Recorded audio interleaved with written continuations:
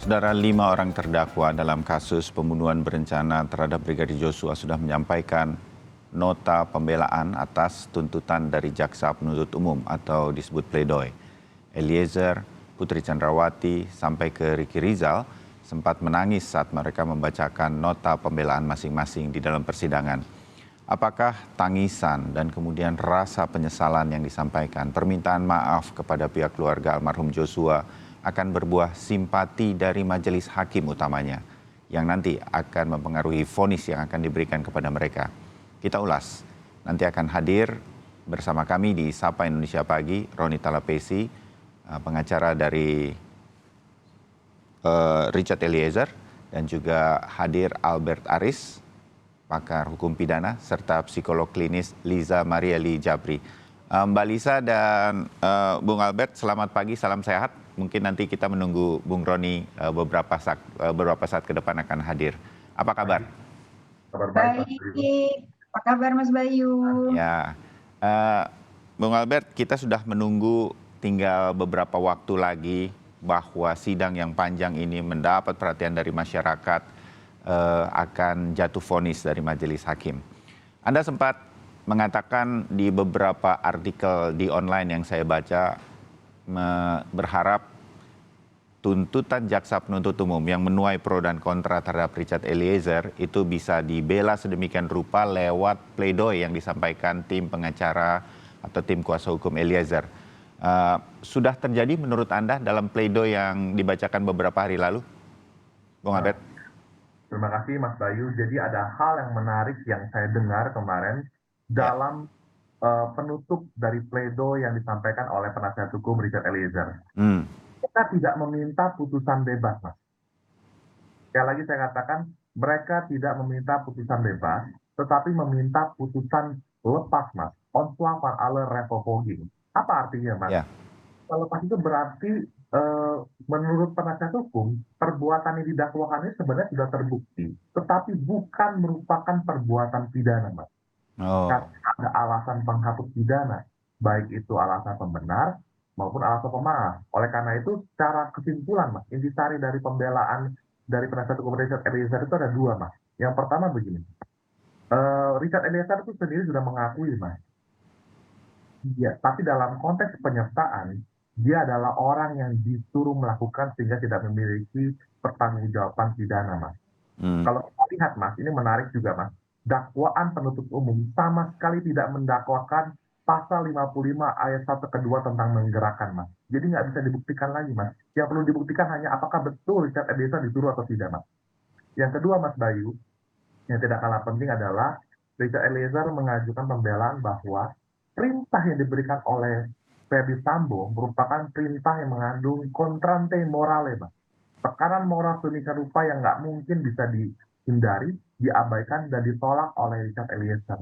Sehingga dia ini hanya menjalankan perintah yang tidak bisa ditolak dan terpaksa dilakukannya, Mas. Demikian, Mas Bayu, mungkin pengantar saya. Ya, terima kasih Bung Albert. Sudah bergabung Roni Talapesi, penasihat hukum dari Richard Eliezer. Bung Roni, selamat pagi. Kita bersama Bung Albert Aris dan juga Mbak Lisa. Ya, selamat pagi Mas Bayu, Mbak Lisa, Ya. Albert. Pagi. Barusan dibahas oleh Bung Albert berkaitan dengan apa yang sudah dilakukan Bung Roni dan tim untuk Richard Eliezer. Ada tanggapan dan Anda cukup puas dengan pledoi kemarin, Bung Roni, dan harapan berkaitan dengan bahasa kami atau saya membahasakannya, ini akan menjadi pertimbangan yang sudah akan cukup kuat dari susunan kata dan lain-lain, semua pertimbangan terhadap pledoi yang disampaikan untuk Richard Eliezer, Bung Roni? Iya, Mas Bayu, pledoi yang kami susun ini merupakan kerja tim ya, yang memang kami peras. Sebelumnya itu pledoi itu kami susun sudah, kalau dibilang pledoinya tebal juga sebelumnya, tapi kami peras, kami buat lebih ringkas lagi dalam arti apa supaya lebih bisa dipahami oleh majelis hakim dan juga ketika dibacakan bisa dipahami oleh masyarakat luas. Itu pertama. Yang kedua, terkait dengan harapan yang bagaimana pledoi ini, tentunya kami tidak muluk-muluk Mas Bayu. Ya. Kita kemarin sudah bacakan kita akan kembalikan kepada majelis hakim bahwa fakta persidangan juga pun sempat kita sampaikan ya terkait dengan analisa hukum dan kita kaitkan dengan fakta persidangan. Tetapi segalanya itu Mas Bayu tanpa mendahului kita akan serahkan kepada majelis hakim. Kita menghargai proses ini yang sudah berjalan baik, lancar, dan kami percaya bahwa majelis hakim yang sudah memimpin persidangan ini yang secara arif dan bijaksana tentunya dapat memberikan putusan yang seadil-adilnya. Jadi pledoi yang kemarin dibacakan pertama dari Richard Eliezer yang menggambarkan suasana hatinya, kedua pledoi dari tim penasihat hukum. Jadi kedepannya kami percaya bahwa tentunya hakim akan mempertimbangkan pledoi yang kami sudah bacakan ini. Seperti itu Mas Bayu. Ya, oke. Mbak Lisa, kita lihat beberapa terdakwa menangis ketika membacakan langsung atau sendiri pledoi atau pembelaan mereka. Paling tidak dari amatan yang saya lihat ada Richard Eliezer, juga Ricky Rizal juga sempat menangis selain Ibu Putri Chandrawati. Anda melihat dari sisi psikolog begitu, ini bisa mempengaruhi, hakim juga manusia begitu. Kita juga menyaksikannya sebagai penonton tentu melihat, walaupun ada sugesti, saya harus mengakui bahwa rasanya tanpa bermaksud untuk a priori terhadap para terdakwa satu dengan lainnya, mungkin karena kita merasa ada rasa kejujuran di dalam setiap keterangan di dalam persidangan untuk Richard Eliezer, saya merasa ada lebih simpati kepada Richard Eliezer dibanding terdakwa lain. Tapi Anda melihatnya seperti apa? Pengaruh-pengaruh seperti ini akan terasa seperti apa kepada setiap orang, termasuk hakim? Mbak Lisa. Ya, kalau berbicara dari sudut pandang psikologi, emosi yang paling aman, jadi emosi itu ragamnya itu banyak sekali Mas Bayu, di spektrum. Tapi dua emosi yang paling aman dan paling sering kita perlihatkan itu adalah marah dan sedih. Kenapa? Karena kalau marah itu terkesan memberikan power buat kita, kalau sedih itu terkesan memberikan simpati buat kita. Jadi memang wajar saja dalam kondisi seperti saat ini mereka menggunakan sedih tersebut. Cuman kita harus pahami di psikologi, konstruk psikologi itu ada juga yang namanya energi.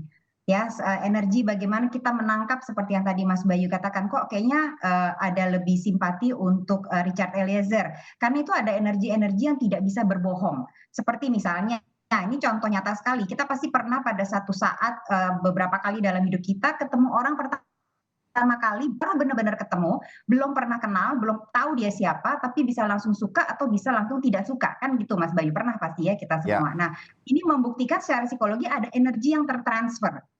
Nah, apalagi kemudian persidangan ini sudah cukup berjalan sudah cukup lama ya. Kita melihat ada konsistensi dari Richard Eliezer. Jadi kita semakin percaya akan energi yang sebelumnya. Jadi di awal sekali itu ada energi kejujuran yang kita tangkap dan kemudian kita makin merasakan itu ketika semua cerita dia, semua paparan penjelasan itu selalu konsisten dari awal sampai dengan akhir. Nah, itu makin memperkuat rasa empati yang kita Richard Eliezer. Jadi memang demikian, kita wajar sekali dalam kehidupan sosial kita menggunakan emosi tersebut pada saat berinteraksi.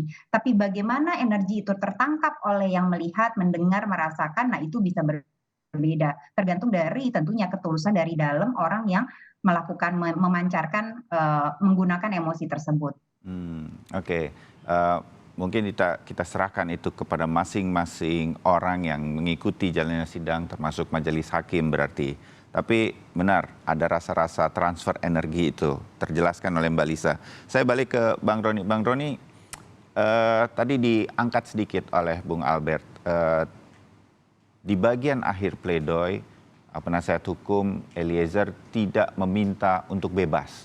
Walaupun kita banyak berbincang, Bung Roni ya, dalam Breaking News ataupun program Sapa Indonesia Pagi bersama saya misalnya.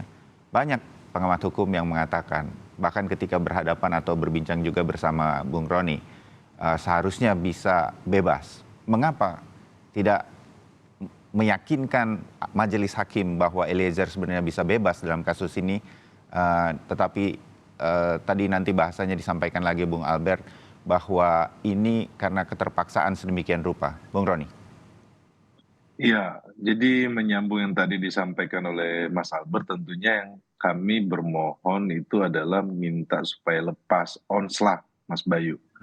Jadi bukan bebas karena apa, dari awal ini kan fakta persidangan Richard Eliezer sudah mengakui perbuatannya dan dia kooperatif, membantu proses persidangan, membantu juga jaksa penuntut umum dalam hal pembuktian ya.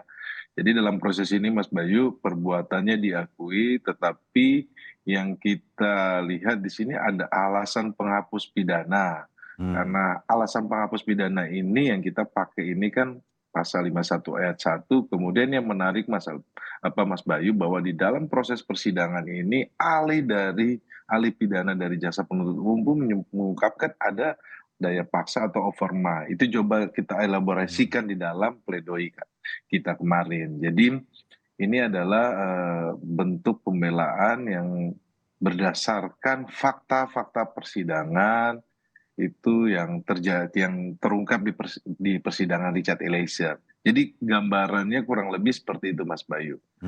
Adalah alasan penghapus pidana.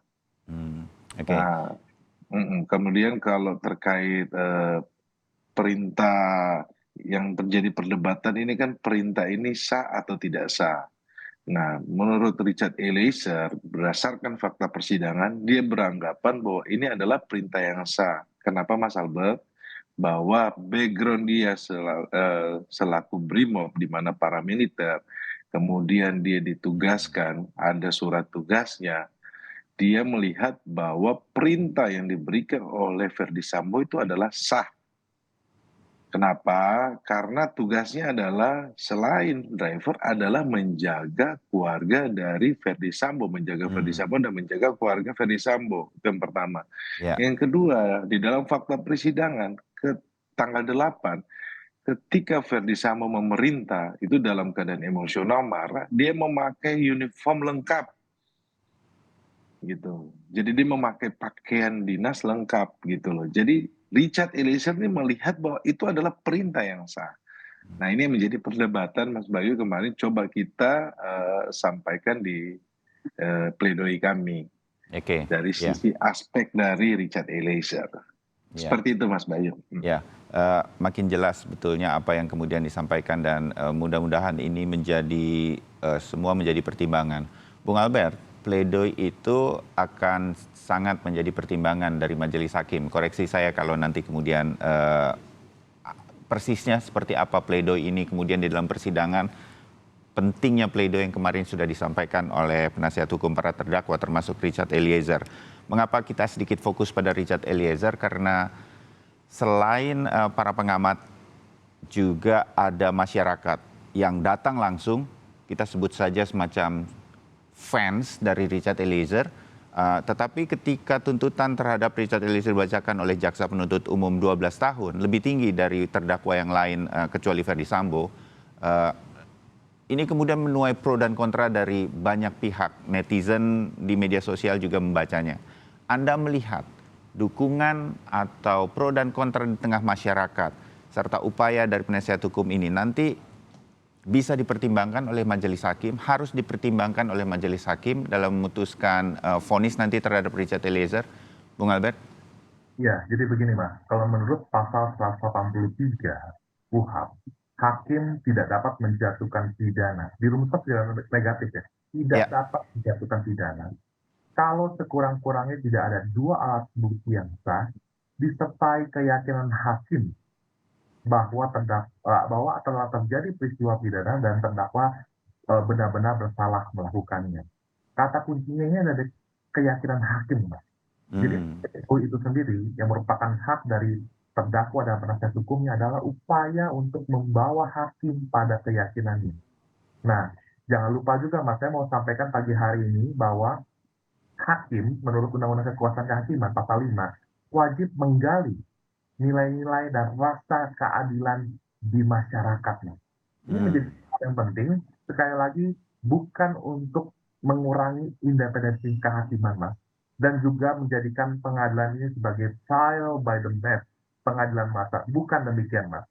Tetapi rasa keadilan itu dirasakan oleh masyarakat tanpa harus memperdebatkan pasal-pasal hukum seperti kita bahas tadi, Mas. Ini menjadi poin penting. Nah, tadi saya mau sedikit menegaskan, mengafirmasi apa yang disampaikan oleh Bang Roni tadi. Jadi yang dimaksud perintah sah itu adalah berkaitan apakah si pemberi perintah itu punya otoritas atau tidak. Maka dari bahasa aslinya, amplop bevel itu kalau berkaitan dengan orang yang memberikan perintah itu, dikatakan bevode gezag, orang itu memiliki otoritas apa bukan. Tadi Bang Roni mengatakan pada saat perintah itu diberikan, seragamnya lengkap ya, Bang Roni, betul ya? Jadi seragam itu melekat, itu nanti diterangkan secara psikologis oleh Mbak Lisa atau para ahli psikolog yang lain. Betul nggak perintah itu menjadikan seorang Richard Eliezer tidak kuasa menolak perintah tersebut, Mas? Ini adalah kunci pembuktiannya sebenarnya, menurut saya. Demikian, Mas. Baik, kita jeda sebentar untuk kemudian nanti saya juga ingin minta tanggapan Mbak Lisa sebagai seorang psikolog untuk melihat mengapa masyarakat kemudian ada pro dan kontra terutama terhadap Richard Eliezer ketika mendengar tuntutannya. Tetap bersama kami untuk mendengar komentar tersebut. Kami segera kembali.